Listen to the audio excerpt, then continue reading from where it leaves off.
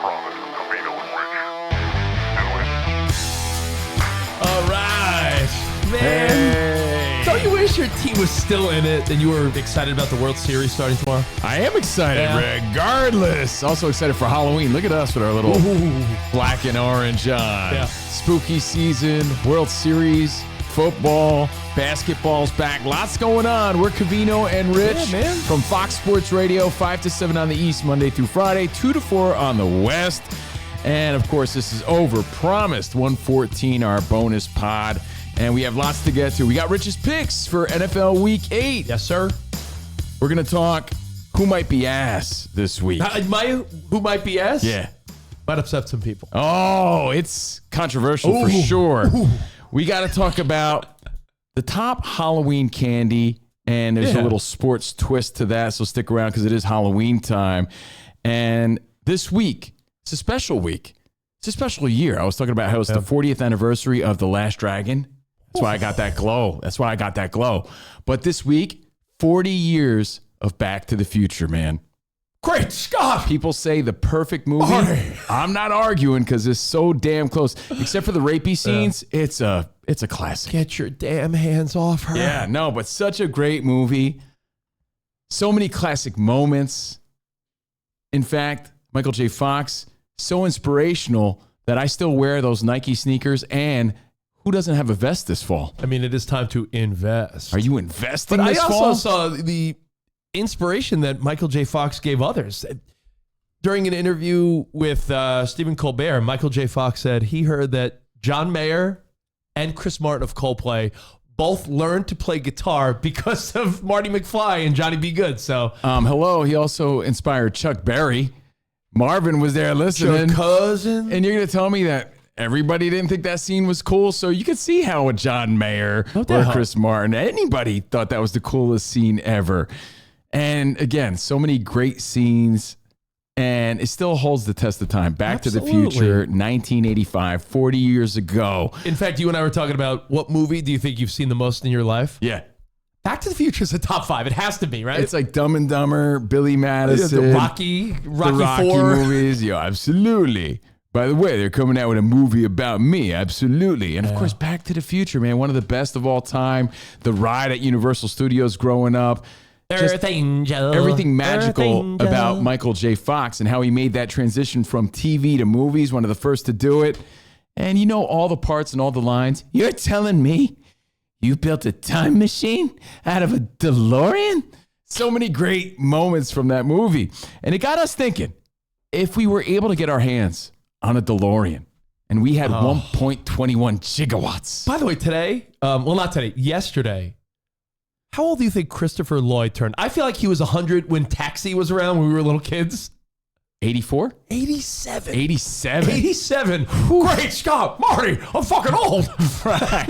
87, dude. Happy belated to Christopher Lloyd, a legend. Their chemistry in that movie, again, magical and awesome. I'm a bigger fan of Stoltz. I think he should have stuck with. No, I'm kidding. He was the original casting, Eric Stoltz. But again, that chemistry, Doc, everything about it, right? If we were to get our hands on a DeLorean, and we were to hit the high speeds of how many? 88 miles an hour. 88 miles per hour. 1.21 gigawatts. But we went back to the future. Yeah. In fact, 10 years from now, who would be the faces of every sport? Covino, it's not you. It's your kids. Who would be the faces, the top faces of the major sports that we know of? Oh, so if you had a Gray Sports Almanac? Yes. A la Back to the Future 2? Right. All right, what do you want to start? Baseball? Baseball, because I think it's obvious. I really do. All right, I don't think it is. Who do you think in 10 years from now? The kids are still going to be saying Shohei Ohtani. He's going to be a 41-year-old guy. And he's still going to be doing it. His discipline, his commitment 41. To the game. You know, I think he's such a big star. The way we still talk about Michael Jordan is the way kids are still talking about Shohei Ohtani, even at the later stages of his league. Oh, you even think in the later stages of his career? Yeah. Shohei Ohtani's still going to be doing what he does? I do. He's still the answer as far as GOATness. I think we're still going to see the best of him in the next few years to come. So 10 years from now, he's still the face of baseball. Okay. That's again, I don't know. I don't have Biff's Almanac. That's just my guess. It's a safe one, but it's a good one. I think not from the hitting side of things. Yeah. I think in about 10 years from now, 2035, I'm doing my math here, Paul Skeens is going to be 33. Right now, he's 23. We forget this dude is such a young dude. His hot girlfriend, Livy Dunn. His ERA this year is under 2. He's starting to look cooler, less of a college, like, dweebus with a mustache. I think Paul Skeens is going to end up, I hate to say it, like a Yankee, a Met, a Dodger, a Philly. He's going to move out of Pittsburgh eventually when the time is right. And I think in 10 years from now, when he's 33, we're going to be like, yeah, Paul Skeens with his 5th Cy Young, because dude's already going to have a couple, and he's 23. Yeah, I can't debate that other than he's a boring kind of guy. His greatness speaks for itself on the field, but he's not, he doesn't have that riz as the kids used to say. Last year, Rookie of the Year, 3rd in Cy Young voting. This year, probably going to be the runaway winner for the Cy Young in the National League. At 23, his ERA, he's been in the league 2 years. His ERA was 1.96, and then this year, 1.97. I think we're looking at greatness. I know It'd be cooler if it was 1.67. I know one Tommy John away from disaster. That's every pitcher nowadays. But they recover and come back. I just think Paul Skeens is going to be that guy in 10 years where you're going to be like, yo. We don't have to agree. Okay. I'm saying Ohtani, players could play way long into their career. We saw Kershaw just recently into his 40s, right? You don't think Shohei and the way he cares about the game is going to last that long? He says Skeens. What says you? Let me ask Overpromised Nation. Let me see another baseball. I mean, for all we know, it might be a guy that we don't even know yet. You're a Yankee fan that clearly doesn't love my Mets. Do you think Juan Soto is still going to be productive in 10 years, or is he going to look like Bartolo Colon? Yeah, that's exactly it. That's what I think. Yeah, and that's what I root for. I was going to say, in 10 years from now, Soto is going to be like approaching every milestone. He'll have won the Mets a World Series. You know why, though? I feel like he loves the game as much as Shohei, but carries himself different. And I feel like he's an older, how old is he now? This says he's 20-something. Yeah, but that's what I'm saying. Says he's 20-something. I feel like he's already in his 30s. So we disagree, but that's okay. Because when it comes to football, we might agree. Okay. Or In maybe 10 not. years from now? Yeah. I'm going out on a long shot only because, listen, there's guys now that have done it. They've won, the Jalen Hurts of the world. You could say, oh, maybe Josh Allen or Lamar Jackson still won't. We forget how young Lamar Jackson still is. True. I think unless he continues to play recklessly, he's such a young dude. Guy's a rookie. I think we're going to be talking about how the world loves Jackson Dart. I know I'm living in the moment. Him and Scatterboo, the two knuckleheads in the Meadowlands. Two wild and crazy guys. But I think he plays with a gusto that if he doesn't play reckless and stays healthy, I think they'll eventually build around him. The Giants are run pretty decently, right? I think long-term, Jackson Dart's a name. In 10 years, we're going to be like, yo, Jackson Dart's still doing it. I don't hate this answer, and I would root for it. And I think it could happen if he plays in New York and the Giants handle it the right way. I mean, that's a perfect spot for a guy like him. And definitely prisoner of the moment, but I like the answer. It's fun. I hate to sound boring with Shohei, but I also sound boring with Mahomes. Guy's already got 3 Super Bowls. You think he's not going to be the dude in another 10 years? Well, maybe. Hold on. He just turned 30. Right? He had his big 3-0. He's chasing Tom Brady, the ghost of Tom Brady. Brady played into his 40s. A guy like Mahomes, I think he could still be that guy. It depends on how he, again, treats himself and takes care of himself. But which he does a great job of. You see in the documentary Quarterback, he does a lot of stretching. He does a lot of Ichiro Suzuki type of stuff. Tom Brady, all the greats that don't seem to get injured, knock on wood, a lot of stretching, right? So 10 years from now, Mahomes will have just turned 40. And maybe the narrative at that point, Covino, maybe the narrative is he's close to Brady. Like, yo, Mahomes got 5 or 6, and he's like, and they build younger around him, and he's the guy. He's that veteran dude. Changes his game a little bit. Okay. Could very well be Patrick Mahomes. We'll see. It might be it'll be deeper then. It'll be more like Garrett Cole. Could be a little like Patrick Mahomes. Yeah. Could be me, 10 years. Yes. So we'll see. More mature. All right, now His kids will be grown, right? What says you? 10 years from now, we go into the future, back to the future style. Who are the faces of the league? Maybe we agree on basketball. Well, basketball started this week. Let me tell you, I am I'll admitting right now, prisoner of the moment. After watching Wemby's debut, my thought was, he's only going to get bigger, stronger, more polished. The Spurs will continue to have great youth around them. They've drafted well. They're run well. Popovich is now in the front office, right? Yeah. I think Wemby is going to be this generation's Jordan. I think he's going to be LeBron-esque. He'll be Kobe-esque. I think every kid, I know it's one game, but he put up what seemed to be a pretty easy 40 spot last night. Not only did it, he had some razzle dazzle. Brought the razzle and the dazzle. 7'5", but he's playing like he's 6'7". And by the time all said and done, he might be 7'7" for all we know. Yeah. But he's got the moves. He's doing things we've never seen before from a player this big. I actually agree. When Rich and I agree, it's fact. Wembanyama, 40 in his debut last night over big players, over the Mavericks. Yeah. Well, made them look weak. Anthony Davis, who is a Hall of Famer, he made Anthony Davis look a little helpless at times. Dude, he was posterizing Flag and Davis at the same time. You know, looking big, playing big. And again, he's got these moves for a big guy that we've never seen, doing things we've never seen. He will be the face of the league. I mean, maybe in a few years, but definitely in 10 years. And look, every generation crowns a new GOAT. And that's my answer. That's Rich's answer. What's yours? What says you? In other sports and other things, I do want to say there's a guy in the world of boxing. You can say Shakur Stevenson's of the world if he ever gets a big fight. But there's a kid named Carmel Moton that people know. He's a Floyd Mayweather protege. And I know people like to look to the heavyweights, but this is the kid. He's 19 years old right now.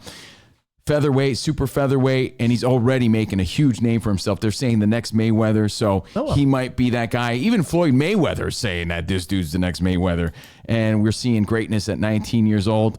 In Hollywood, I'm saying Timothy Chalamet. Oh, yeah. Timothy Chalamet. You may think of Jeremy Allen White, you know, some of these young guys that take on prominent roles, big-time serious roles. I think 10 years from now, you could say it now. This kid is going to be a bigger deal, more of an action star, a bigger name. I think we'll see this kid grow into a major Harrison Ford of his time, a Tom Cruise of his time. I mean, I hate to say it because you want to, you want to rag on him a little bit, but he proved that he's a big sports fan. He proved that, I mean, he's with like one of the hottest girls on planet Earth. He's super talented. You know where he won me over? In that stupid Willy Wonka movie.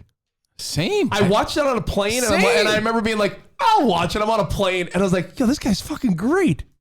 And anything I've seen him in, he's good. So again, he is really... 10 years from now, Back to the Future style, into the future, a younger generation is going to look to these names as the GOATs of their time.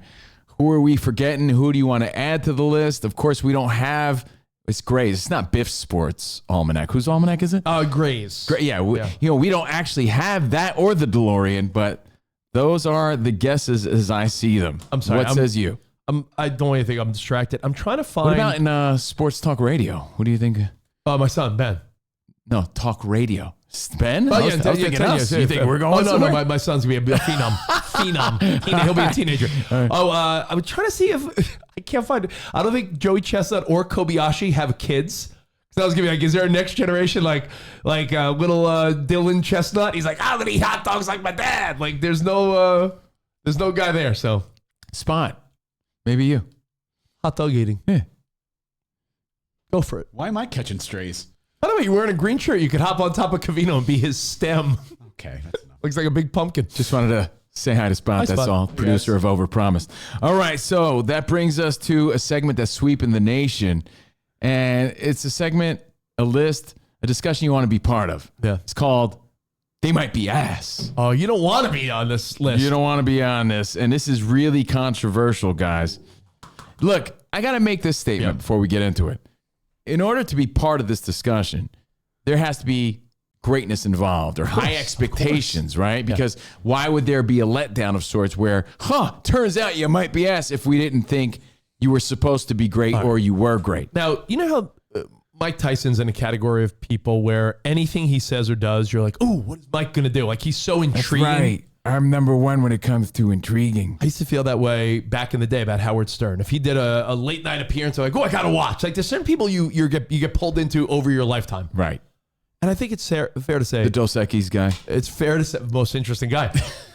It's fair to say in our lifetime, Michael Jordan's been like everyone's GOAT. People hang from the huevos of Michael Jordan. You got his sneakers, you got his gear, Gatorade, everything. He's the man. It's We Michael wanted Jordan. to be like Mike. Everybody did. The Last Dance. We all tuned in. You know why we all tuned in? It was such a big deal because you saw the real competitive nature of this guy, and you just got to hear him speak. And much like Mike Tyson, everything he says seems to be intriguing. Very intriguing. Now, did you hear what Mike said? Now, he said that he hasn't picked up a basketball in years. And by the way, did you hear? the story he told Mike Tirico about I shot a free throw in front of some kids and I was nervous. That video has emerged today. Mm-hmm.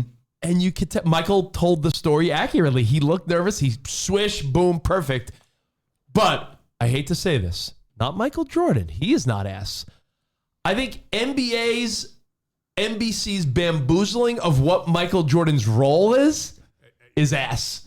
I think the Michael Jordan aspect of NBA on NBC is ass. You're saying Michael Jordan's NBC involvement might be ass. I have a feeling that And here's why. I have a feeling this Mike Tirico interview was like 2 hours. Yes. And what they're going to do is for 82 games of the NBA season, anytime NBC has a big one, they'll be like, let's roll back 3 minutes of that one Tirico interview. I saw Pat McAfee, I'll give him a shout out. He joked about how we were all dumb to what do we think? MJ was going to be in Oklahoma City for the first game. No, Michael Jordan's sitting on his couch. He did an interview and it's smoke and mirrors. And we're like, Michael Jordan's on NBA on NBC. No, he's not. He did an interview. It's crafty marketing. It's smoke and mirrors. When Rich and I agree, it's fact. Like we said, you hit the nail on the head. What this is, I don't think there's any debate. We could be wrong, but I think not. It's a long-ass Mike Tirico interview that they cut down. We're going to see bits and pieces. And here's where we all get sucked in. Just because he's Michael Jordan and we wore his sneakers and we saw him be the GOAT all those years, everything he says, we're going to talk about the next day. Right. So, hey, man, did you see? He says he loves Stranger Things on Netflix. Did you hear what Mike Tyson said? He said his favorite snack is popcorn. Yeah. Hey, did you hear what Michael Jordan said? Like, it's whatever he says. Michael Jordan says he takes 3 dumps a week. Hey, did you hear Michael? Whatever he says is gospel because he's Michael Jordan. So we might be asked for buying into it, but NBC's involvement with Michael Jordan, I feel like we all got a little dupe, so I think it's ass. Insight to excellence. How much insight are we really getting? We're going to get his gibberish, his jibber jabber, and just because he's Mike, we're going to be talking about it. No doubt. So it's not Michael Jordan. It's his involvement with NBA on NBC that might be ass. Yeah. You heard it here first. Okay. All right. And that brings us to the holidays, bro. Celebrate. Holiday. And that holiday is... Celebrate. Well, I think it's the start of the slippery slope. A lot of people say it's Thanksgiving. No. It's Halloween time because you got, Cindy in accounting. She has her bowl of candies out on the desk, and you're buying Halloween candy for all the kids. You're all getting ready for trick or treat. You just said Thanksgiving. It made me realize the last time we were duped in sports. It's worth bringing up. Do you remember the same way we thought MJ would be really involved in NBC? Remember they said Mariah's going to kick off the Thanksgiving Christmas season by performing All I Want for Christmas Is You during the NFL Thanksgiving game? Yes. And they kicked to a pre-recorded studio version. You're like, smoke and mirror. You lied to us. Then I'm like, what, did I really think Mariah was going to be on the field? No. So Duped. don't let it happen to you. Oh, yeah. Because it's Halloween time. How do we? Postseason, ghost season, as we kept saying, spooky season, which has been overused. Creepy, scary skeletons. And we figured we'd talk some candy. Yeah. What do you think the top selling Halloween candies are? We all know everybody has their personal favorite. Now, I'll give you the top 5. Yeah. Top 5. One non-chocolate makes the list. What do you think it is? One non-chocolate. I got it. The mini bags of? Oh, mini bags of Starburst. The little Sour Patch. Oh, really? The little Sour Patch. You know how you and I always fight about what's the best Starburst? Is it the red one, the pink one? Yeah, those are the two best. Cherry, strawberry. Yeah. You know there's a fruit punch now? So there's 3 red ones? No, that's in the red pack. I know, but I'm like, what's that? Yeah, There's 3 red ones now? Not as good. So Sour Patch Kids? Yeah, Sour Patch make the cut, but now the top 4 are chocolate. Number 4, Kit Kat, which I think is the go-to. Those mini Kit Kats. I've convinced myself. How do you pass up on them? You know what I mean? I've convinced myself. This is why people get fat. I've convinced myself 25 of those equal one real Kit Kat. And I'm like, no, probably like 4. It's Halloween dad mess. Yeah, Twix. Yeah. Twix Same meth. with, same You with start Twix. pulling your dad's trick. Remember your dad's trick of the 80s? Like, yeah, I need to check the candy for razor blades or whatever. And you would take all the good stuff. About 12 Twix, mini Twix equal like one real Twix, right? It equals like 1/2 of a Twix. Yeah, I think so. Yeah, Yeah, okay. I think you're right about It that. equals 1 left Twix. So Sour Patch Kids 5, Kit Kat Yeah. 4, number 3, can I guess? 3 and 2 are boring, but there's legends. It's the M&M brand. M&M, and then number 2 is peanut M&Ms. That's your number 2. And the number 1 candy. I saw a documentary on the History Channel where you do some work. The food that built America. There was a candy episode about Hershey and Reese's and all Yeah. that. Reese's peanut butter cup. It was a dude, Reese's decided, no one ever decided to combine peanut butter and chocolate. And when he did, he was like, So you remember those goofy commercials? You got your chocolate in my peanut butter. You you got- put my peanut butter in my chocolate. that's your number 1 Halloween candy. Number 1. And by the way, that's another one. If they're laying around, you're not eating one. This is where it all begins. All the damage begins. So those are the top 5 Halloween candies. Yeah. Can I just say that my personal favorite is 100 grand? And I say that because like you don't see them at the store and throughout the regular Yeah. time of the year. And I cannot resist 100 grand. I think it's the perfect. It's got all the perfect little It's got the ingredients. crunchies, the caramel. Like I can't pass up that little turd nugget called 100 grand. Oh, that's a great little turd nugget. Yeah. All right. So that's my personal favorite. But yeah, what's yours and what do you think of that? And that got us thinking when it comes to sports related candies, sports related candy, what do you think of? Being that I go to the snack shack like 3 days a week with my kids at the baseball and softball field. Yeah. I think one that I don't see anymore, but we loved as kids. You always bring it up. I feel like you loved it more than I did. Because if you went to Moe's or Herman's or give me another one. Gotta go to Moe's, Moe's. a Sports Authority. Sports Authority, Big Five. They always had Gator gum right there at the The register. Gatorade gum. And I'll give an honorable mention to Quench gum. But Gator gum, I could salivate thinking about it. You ever see a picture and you could taste it? Like, Yeah, that one. oh, that sounds dirty. Eh, Whoa, hey, Choking on your own saliva. but that makes me think of another gum. Dude, it's making him actually I salivate. think I have a Gator gum from 82 stuck in my throat right now. From the mid 80s. I'll let you Invented by Jim Bouton, another gum. Yeah. Former MLB pitcher, New York Yankee Jim Bouton, made a shredded gum to emulate tobacco. And that's Big League Chew. Yeah, you know what? Kids still love it. It's still at the snack shack. Kids love some Big League Chew. And Aaron Judge became one of the faces of Big League Chew. So it's sort of back in a big way. Speaking of Yankees that hit home runs, number 44 himself, from 78 to 81, the Reggie bar was Yeah. a big deal. Reggie Jackson had his own bar, but it ended in 81, but it came back for nostalgic reasons in the Okay. 90s It's more like and a- the 2010s. Like it goes away Looks and like comes a Reggie back. turd. Like a patty, yeah, like a. The Reggie turd. Looks like Reggie had corn for dinner. And Okay. you know what? We left the best for last, but it's really a misconception, like Dave Concepcion. Yeah. It's a misconception. And that's the Baby Ruth, number Baby 1. Ruth? And everyone thinks it's about Babe Ruth, and I'm going to let you believe that, but apparently it's not. It was invented in 1921, and it was a tribute to Ruth Cleveland, Grover Cleveland's daughter. Bullshit. But Babe Ruth. everyone thinks it's Babe Ruth, so we say it's Babe Ruth, Yeah, and we move on. Baby. Popularized by Sloth. There you go. All right. And wait, hold on. Can I just, for the old guys watching, buy me some peanuts and Cracker Jacks? Come on, dude. Who has Cracker Jacks? Me. I do like Cracker Jacks. Yeah, how do you not like them? What are you, a fiddle It's faddle it's guy? caramel popcorn. How can you hate it? What are you, You buying Cracker Jacks at the stadium? what are you, a crunch and munch guy? Well, Last time I had Cracker Jacks, it looked like this box. I mean, You weren't know, a fan of the prize? You A little should, tattoo? you should dress up as a little Cracker Jack guy for Halloween. There you go. All right. Hey, I got to do bets real quick before we get out of here. Mookie style? Week 8 of the NFL. Yo, No. Rich, bet. Bet. Now, Bet. if you were to bet on the World Series, Bet. Dodgers are plus minus 220. So I don't know. I'm not betting on the World Series, but Bet. let's go NFL. I'm going to start with a teaser bet. Spot, hit me up with my Bears and Bills because this is what I'm calling Bet. just keeping it real. I'm just keeping it real because I think these teams, I think the Bears are peaking. They're getting better, right? Caleb Cheeks. Williams. they're underdogs against the Ravens. And while the Ravens need a win and they, Lamar Jackson, I get it. You think the Bears are valid, huh? I think the Bears are valid enough to cover 12.5. Fire, bro. 12.5. Tease that from 6.5 to 12.5. And the Bills, man, get back on track, Josh Allen. Yeah, you're chopped. They're playing in Carolina. He's playing like buns. They're playing in Carolina. Now, Carolina has been hot, but it might be back to reality for Carolina. If Carolina beats the Bills, holy shit, we'll be like, what is going on? So the Bills just need to beat the Panthers by 1.5. Next one, this is my 49ers Bucks bet. I like this one a lot as well. Go with Mac Jones, Baker Mayfield. This is the chip on their shoulder quarterback parlay. The Bucks are playing the Saints. That should be easy breezy times for Baker Mayfield, right? Put him back in the win column. They lost last week. They're 5-2.